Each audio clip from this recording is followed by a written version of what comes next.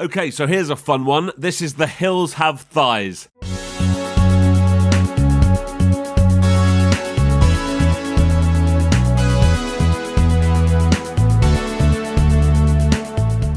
I'm Jay Harangue and I talk about soft porn and stalker movies. You should subscribe. So we start with this guy Bill walking through the desert. The reason is unclear. He thinks he's heard something. Oh, hello. These two come out and confront Bill. They've got weapons and it looks like they're going to kill him, but...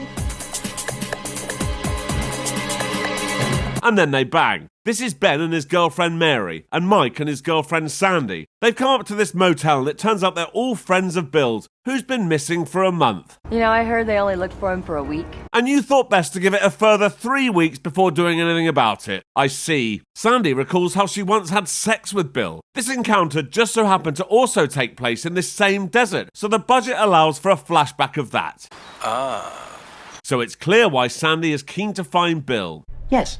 Look, if Bill's alive, I'm gonna give it every effort to try and find him. Oh, and look, Bill is alive. And these women are forcing him to have sex with them. No, not again. It's too soon. It's too soon. It's too soon. Bill objects initially, but then seems to be pretty easily swung around. Of course. From their motel room, Ben's girlfriend Mary thinks she's heard a scream coming from the mountains. Yeah, it's probably just a wind. Yeah, probably. Ben and Mary start saying how they really hope Bill is still alive, but the conversation inevitably turns to sex. Let's break out that little love toy that we got. Here? Well, yeah. Can you think of a better place? Why don't we just save it? Whatever you say. And then they bang. I wonder if that love toy is going to be relevant later. It's day one of the search and they've arrived at the place Bill's motorbike was found. Ben suggests splitting up into 2 teams as that way there's more chance they'll find Bill. There's loads of chat about rumours of ghosts in the area, but Ben's like, they're just made up stories. And what about the snakes? Then they hear another scream. Not. What was that? Probably just a wind howling. Ha. Bullshit.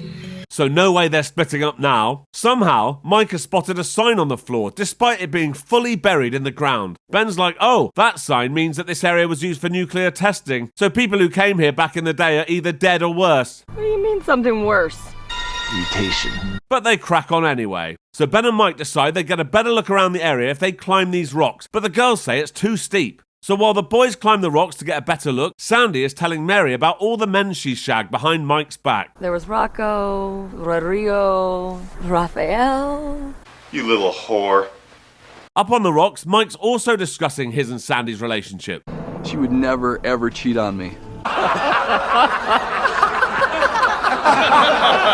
Ben then tells Mike about the time he cheated on Mary. What? Okay, I had no idea this was the case when I started watching this, but this sex scene is from the Breastford Wives. What? Just how low was the budget for this film that they had to just take a scene from a film made 3 years earlier and shove it in this one as a flashback? Unbelievable. Anyway, back at the motel, Mike and Sandy are telling each other how they seriously doubt they're going to find Bill. After a month without a word, I don't hold out much hope. And then they bang. Day 2 of the search is not dissimilar to day 1. In fact, I'm surprised they didn't just recycle the footage considering the flashback earlier. It's ridiculous. Anyway, Sandy and Mary go off for a piss and then they bang. As they're putting their clothes back on, they see a credit card and it's Bill's. It's his, all right. Name's right there. This reminds Ben of the time he found a golden idol in a cave in Peru. Oh, sorry, that's from another film. So they decide to split up to do a full search of the area. Mike, who seems to be able to find things even though they're completely buried, finds Bill's wallet. They decide to go back to the town and hand the wallet to the police, but Bill was just round the corner. When the group gets back to their car, it won't start. The engine appears to have been somewhat tampered with. Oh, dear. Then this woman Tanya turns up. She explains that the group have been marooned there by an ancient tribe. A tribe? Yes. They're strong, silent, and desire only one thing. Men, right now you must come with me to my dwelling before the sun sets. So off they go to Tanya's house. It's a big house in the middle of nowhere. This reminds Ben of the time he stayed at this creepy motel. Oh, sorry, that's a totally separate film. They ask what Tanya's doing living out in these parts. It turns out her husband also went missing in these hills 10 years ago. Apparently, local legend says there's a tribe of hot women who prey on unsuspecting men. They capture them and hold them solely for procreation. You mean like sex slaves? Sex slaves. Sex slaves. Oh, exactly. Isn't that terrible? No. Men would die for this opportunity. True. The group falls asleep on this rug by the fire, and Tanya comes in the morning and starts doing this weird dance over them. At this point, I'm like, what the fuck is going on here? But it soon becomes clear. I see. They don't seem to remember any of this when they wake up in the car, and the engine is back. The gang don't have any idea if what happened last night was real or a dream that all four of them had. That's absurd. But they decide to keep looking for Bill anyway. Then they see weird stuff happening in the sky. This reminds Ben of another time he saw a strange object in the sky. That's no moon. It's a space station. Oh no, that's an entirely different film. Anyway. Did you hear that? It's coming from over there. Finally they found Bill. But uh-oh, the tribe has arrived. Oh no! If it's men that they're after, I say we give them what they want. They want us.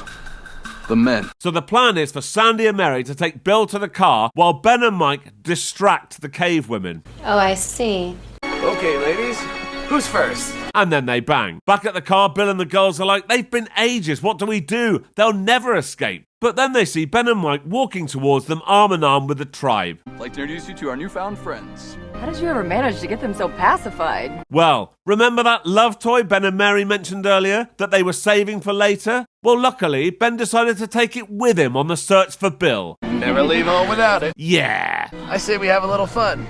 What do you say, ladies? And that's the end of the film. So until next time. Thank you for watching. If you enjoyed this, please like and subscribe and check out this other video. Thank you.